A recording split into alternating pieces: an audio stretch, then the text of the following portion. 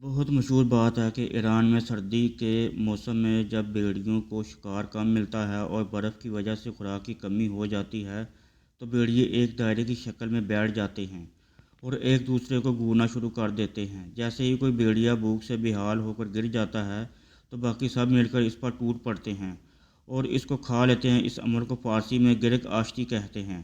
اگر اس عمل کا گہرائی سے تجزیہ کیا جائے تو معلوم یہ ہوگا کہ یہ کام بھیڑیوں کے ساتھ ساتھ کافی حد تک انسانوں میں بھی پایا جاتا ہے۔ ہم انسان بھی ان بھیڑیوں کی طرح ہیں جو کمزور نظر آنے اسی پر اپنا نشانہ بنا لیتے ہیں، جو جتنا حالات کا ستایا ہوتا ہے اتنا ہی مزید اس کے ساتھ شدت پسندانہ رویہ اپناتے ہیں۔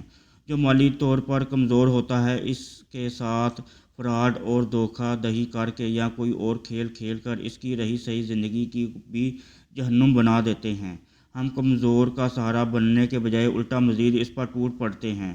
جو جتنا کمزور ہوتا ہے اتنا ہی اس کے لیے زندگی دشوار بنا دیتے ہیں۔